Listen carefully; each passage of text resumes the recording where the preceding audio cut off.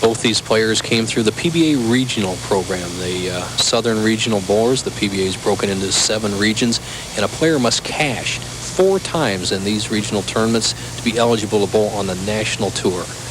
Both these players had no problem with that, and they're out here shooting for 38 grand. High hit leaving the 3-6. And in the case of Bowker and this man, Grainger, they want that very first PBA title. Well, Purvis Grainger just drifts slightly high on this shot. We don't have the radar gun, but it just looks like he doesn't keep up the speed here the last 2 frames. The first time anybody has been errant 2 shots in a row. He's gotten away with some relatively easy spares to convert, but even with this conversion, he would trail by 23 pins. And it's getting late in our championship match. 38 to the winner, 20 to the loser. Next week in Venice for the Bowlers Journal Open. Be there to see our good friend and host Rafi carry on, one of the super guys of the game.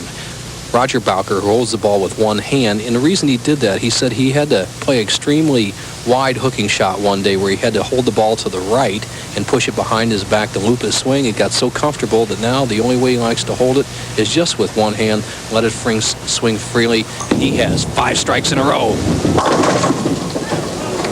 4 pin on the right lane. Bowker, who led the 5th and 6th rounds. The crowd responding to Rogers' 4-pin.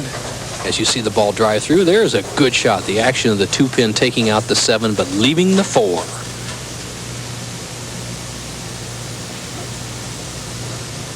Good intense concentration. Bowker, his first opportunity at a championship.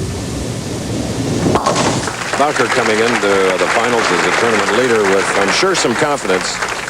As a result, as he had averaged 237 on this championship pair in 2 games. Look at Roger Bowker. He started off in 66th place after 6 games, vaulted to 5th in the 3rd qualifying round. In the 24-game match play finals, he went 4th, 1st, and he right now has a 22-pin lead, trying to maintain that #1 position, win his first title, and take a ride to the Firestone Tournament of Champions in April. Like last week, Bob Benoit had averaged around 240 on the pair and won it all with a 300. 4-pin. Seeing 4s and 10s today. Highway Patrol, right, Chris? 10-4. You know, good style here by Bowker, though. You know, when you're the tournament leader, the most important thing to do is not defeat yourself. Bowker is using very little hook, conventional style, keeping the speed up. He's not allowing the ball to drift high to the 1, 2, 3 zone and get a split and open up the match. So right now, with that 21-pin lead, he's doing the right thing. Don't try to attack. Just keep it in play. And then missing. Certainly not keeping it in play. Wow. That one went out of play. Once again, high-scoring lanes have a reduced surface friction in the center. Roger did not take that into account. It almost looks like the ball jumps to the right. He's not going to like this at all. He says, my gosh, I probably haven't done that in a year. Now the match is up for grabs. 8th frame.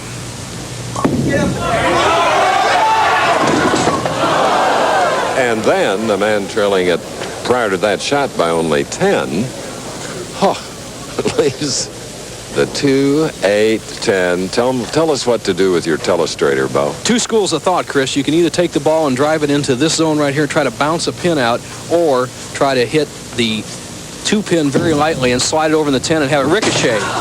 Took a chance. Leaving 3 in the 8th frame. 161 through 8. 187 for Bowker through 8. A point here, Chris, the 2-8-10. Mark Roth left that this week. By the way, he had to withdraw with wrist problems and converted it left-handed. Now, in American Bowling Congress League play, you have to maintain using the same hand, so he couldn't have switched to left-handed. If Purvis had been a good enough player left-handed, I'm sure he would have tried it that way. But now he's dug himself a deep hole, 26 pins in arrears with 2 frames left. Good recovery. But you can never make up for an error in bowling. Again, in most every other sport, but not in bowling. Here's that trip 2-pin. Now watch the action of this 2-pin. It goes to the sideboard, spins between the 4 and 7s, knocks out the 4-pin. When a pro bowler can catch this shot, he's in heaven, because that's the danger zone for that sharp breaking hook that the pros roll. Right now, Roger Bowker going at a 227 pace. Purvis Grainger a possible 221. The match is still in doubt. After an open frame, leaving the 6 on the right pair, which brought a few oohs and ahs from the fans. Well, that last shot that our producer Peter Lasser and director Bill Webb showed us of the 4-pin tripping out was very important there. The same type of action was achieved on the 4-pin there and avoided the 4-6 split. A good break by Bowker, who with a spare here, a good count in the 10th, can garner his first title. Very good. And Bill Webb's tremendously talented ABC cameraman showing you these shots. And Bill Cecil Webb leaves us this week to do boxing next week here on ABC. All right, you see that strike in the 9th for Grainger. That strike, Chris, as you alluded to, is really his only chance. He has to do what is so difficult. Look at that look by Roger Bowker. He wasn't looking at the scoreboard, I don't think. He was just looking for some divine help. He needs a 15-pin fill here in the 10th to lock up the title.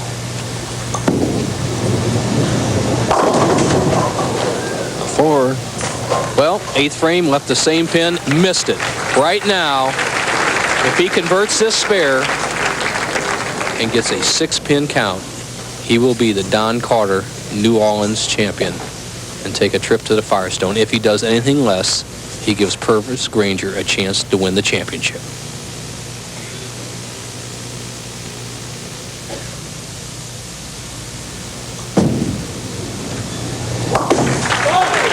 All right.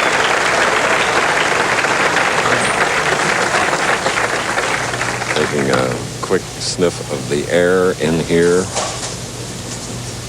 Looking carefully at the monitors above, showing him the situation. He'll be in the 220s. Imagine that. First time on our national telecast again. Good job. Benoit was a tournament winner last week as the leader. Right now, Roger needs 6 pins or better, and he's the champion. That's it. That's a winner. We got 8. Roger Bowker, now from Ocala, Florida, on his first telecast has won his first championship and $38,000. And now for the second week in a row, a non-winner has copped the top prize, has become a champion for the first time. In this case, 34-year-old Roger Bowker. John McGee, general manager here, along with our host Don Carter, presenting the $38,000 and a magnificent trophy to a first-time winner.